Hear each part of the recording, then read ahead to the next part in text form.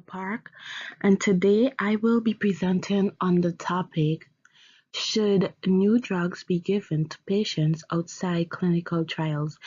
And the position to which I'll be presenting on is yes.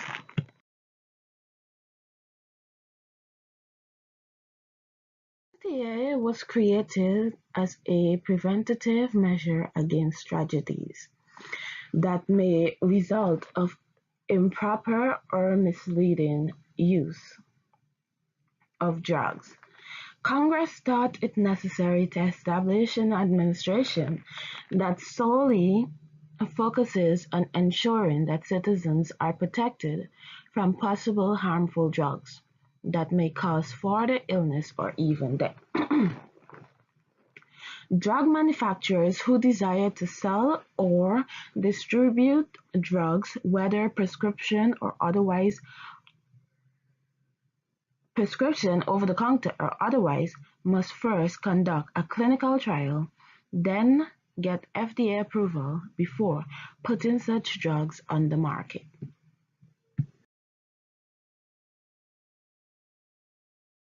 Are clinical trials. Clinical trials, according to the National Institute on Aging, are research studies performed in people that are aimed at evaluating a medical, surgical, or behavioral intervention. They are the primary way that researchers find out if a new treatment, like a drug or diet or a medical device such as a pacemaker, is safe and effective in people. Often, a clinical trial is used to learn if a new treatment is more effective and/or has less harmful side effects than the standard treatment. Other other clinical trials test ways to find a disease early, sometimes before there are symptoms. Still, others test ways to prevent a health problem. A clinical trial may also look at how to make life better for people living with a life-threatening disease or a chronic health problem.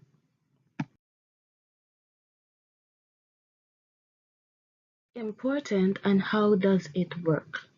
Clinical trials are important for discovering new treatments for diseases, as well as new ways to detect, diagnose, and reduce the chance of developing the disease.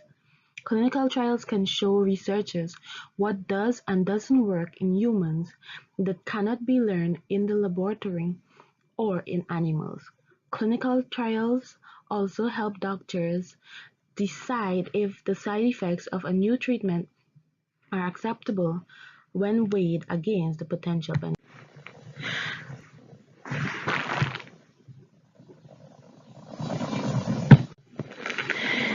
Okay, based on the FDA requirements, um, clinical trials are required to go through three phases. In phase one, um, the it is test for experimental treatment on a small group, and test for safety and side effects, and for what would be the correct drug dosage. In phase two, it is test on more people, and it emphasizes on effectiveness. And in this phase, it aims to obtain data on whether the drugs work with people with the illness in which it's targeting.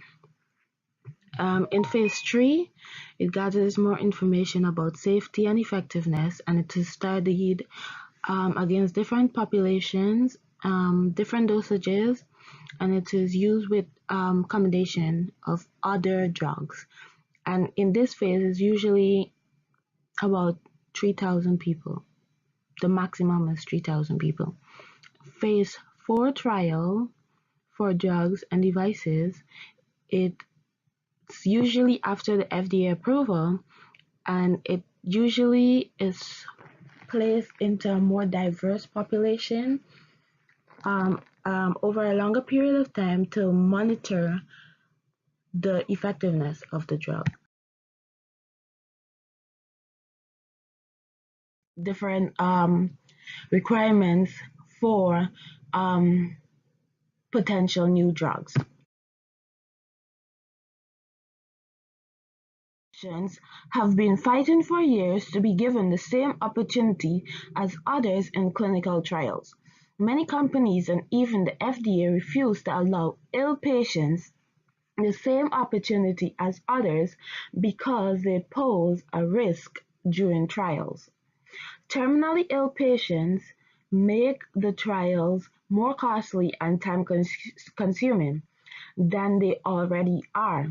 However, does that make it right to exclude them from possible treatment options that may very much help in treating their illness? Running clinical trials effectively and efficiently is critical to medical progress.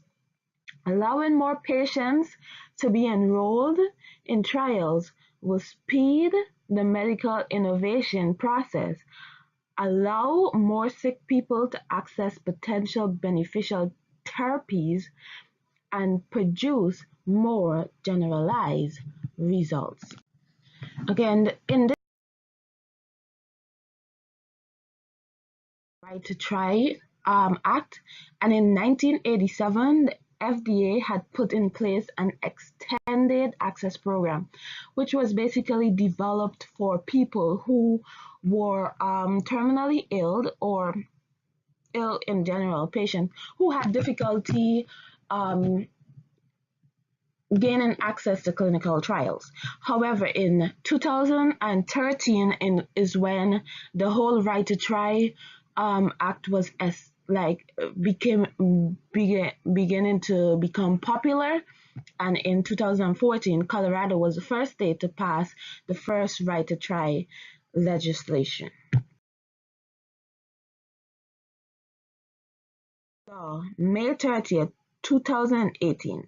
This law is another way for patients who have been diagnosed with life-threatening diseases or conditions, who have tried all approved treatment options and who are unable to participate in clinical trials, to access certain unapproved treatments. And the ethical theory that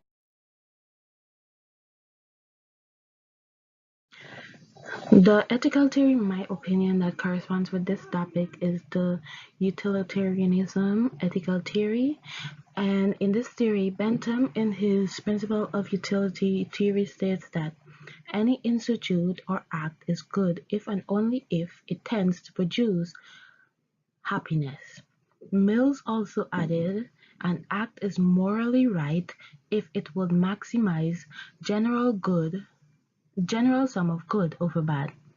In trying to aid our understanding of what is ethical, Bentham established a calculus, which is used as a means of calculating whether an act produces maximum happiness or unhappiness, thus deeming it ethical or unethical.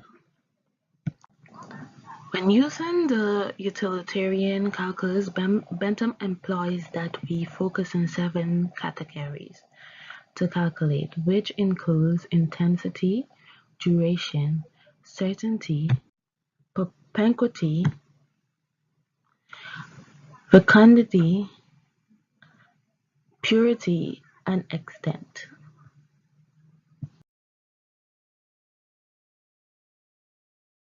What produces maximum happiness, and upon calculating the pain versus pleasure ratio in this situation, even with a certain level of uncertainty, it will produce maximum happiness by allowing the terminally ill patients an opportunity to have access to the medicine that are in clinical trials that have the potential in aiding with their illnesses.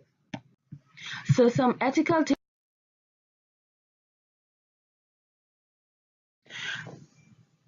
some ethical questions to ponder as you think about this topic.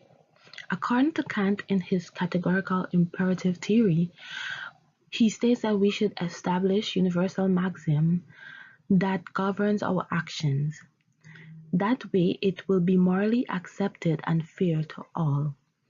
Therefore, when considering that base, Kant's theory, would it be universally ethical to refuse terminally ill patients clinical trials that may benefit and help with their illness simply because they do not fulfill the requirements um, of the FDA as it pertains to health? Another question to ponder is that clinical trials may take years based on the FDA requirements. Therefore, is it ethically correct for one to suffer for years waiting on a drug to obtain FDA approval when they could have had access to that drug and begin treatment prior to the approval? And lastly, as you think about this topic, I want you to think clearly.